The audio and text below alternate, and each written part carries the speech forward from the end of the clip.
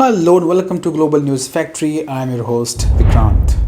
America's military secrets are falling straight into Russian hands, and the source of this explosive claim is not Moscow but the New York Times itself. Now, as per the report, Russia and its proxies are flying surveillance drones over US military supply lines in eastern Germany. Now, these flights, the paper says, could be helping Russia sabotage NATO countries while also feeding critical intelligence to Russian troops fighting in Ukraine. Now, pause. Let's stomach this. The mighty US military, which spends more on defense than the next 10 countries combined, is apparently being spied on inside Europe by drones. Not by stealth bombers, not by satellites, by drones. And here is the funny twist. The surveillance flights are concentrated in Thuringia, which is a German state.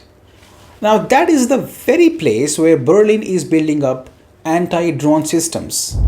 You cannot make this up. Russia is allegedly flying drones right above Germany's so-called drone defense zone, the anti-drone capital of Europe, exposed by drones.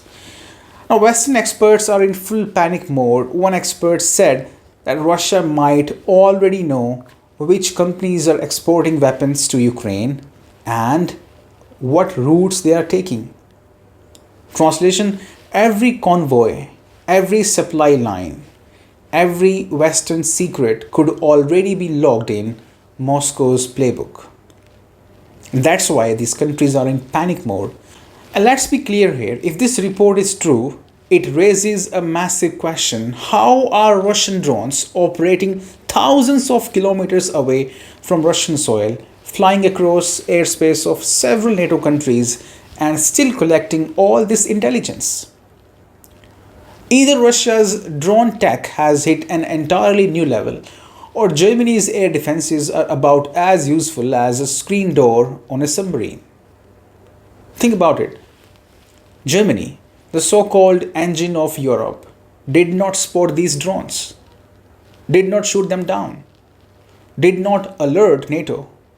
Instead, it took an American newspaper article to break this news. Seems like Berlin is asleep at the wheel and Washington had to leak the alarm through its media mouthpiece. And of course, Moscow is denying these allegations. Dmitry Peskov, who is Putin's press secretary, he mocked the story by NYT. He told reporters, I'm quoting him, "It is hard to imagine because the Germans would have seen it clearly and they would hardly have kept quiet about this.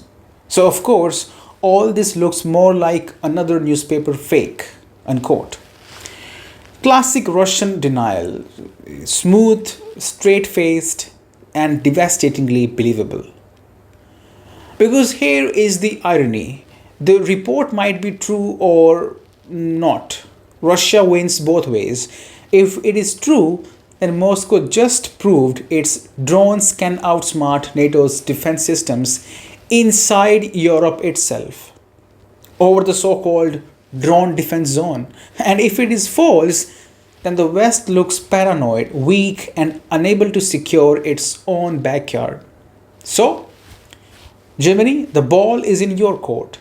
Either admit your skies are wide open, or admit your allies in Washington are cooking up this fake story, fake drone tales to scare you into buying more American weapons. Either way, Russia is smiling, Russia is winning. Moving on. Now, Trump thought he was playing the game of chess. Turns out he can't even win the game of Ludo. His big masterstroke? Slap India with a 50% tariff on Russian oil imports.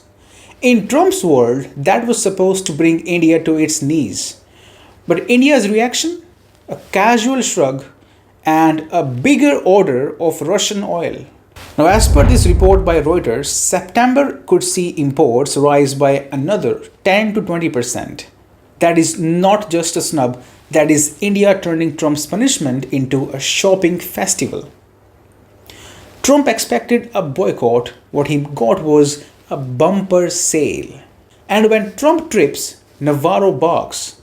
Peter Navarro, Trump's attack dog and chief ex-warrior, decided to vent his rage in a series of posts. His first claim that India was using American dollars to buy Russian crude.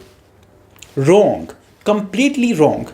India has been paying in rupees. No American currency involved, no American taxpayer subsidizing it. The USD is not even in the building. But hey, when facts get in the way of a good rant, Navarro just bulldozes through them.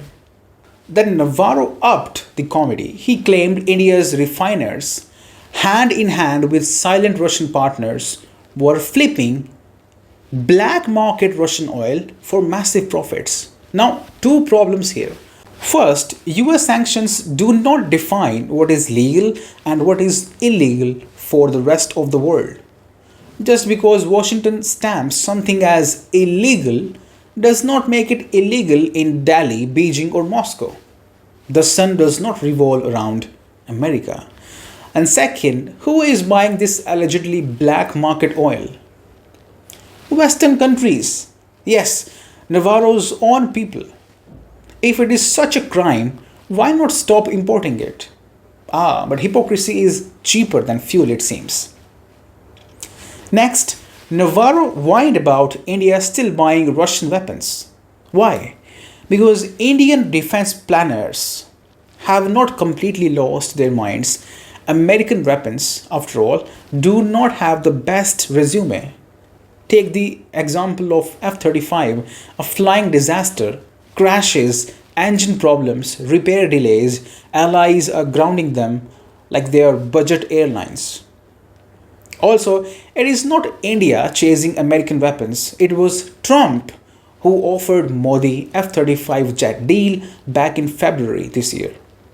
Now, after Trump's tariff tantrum, India has scrapped those negotiations with US. So, US weapon sales to India? Dead before takeoff. And then came Navarro's final lecture. He said, if India wants to be treated like a partner of the US, it should start acting like one. The mighty privilege of being a US partner. Let's check the fine print on that contract. Step 1. Surrender your sovereignty. Step 2. Obey Washington's orders without question. Step 3. Prepare to be used as pawns, expendable pawns, when American wars go south. Japan, the EU, Australia, South Korea, they will tell you that being a US partner is not an honor, it is a curse disguised as friendship. Navarro thinks partner means servant. India thinks partner means equal. There is the clash. Now here is the funny part. Trump tried to bully India with tariffs. Navarro tried to shame it with rants. Both expected India to panic. Instead, India doubled down on Russian oil, walked away from US weapons, and carried on trading in its own currency with Russia. Washington is left sulking, muttering about rules-based order, while the rest of the world just laughs. The whole world is laughing on America now. Trump thinks tariffs scare nations, but tariffs only scare American farmers, American companies, and American workers. Just ask John Deere. India? Not scared. Russia? Not scared. The only one looking rattled is Trump himself, who is now discovering that bullying India is like shouting at a wall. The wall does not move, the bully loses his voice. So let's tally the scoreboard. Trump, tariffs imposed, weapons deal lost, no leverage gained. We have Navarro, rants posted, facts ignored, and dignity destroyed. Then we have India, more oil, more savings, more sovereignty. We have Russia, steady customer, steady profits. Washington, tears, tantrums, and tweets. That is the story, my friend, and that is all for now. Thank you very much for being with me. You're watching GNF.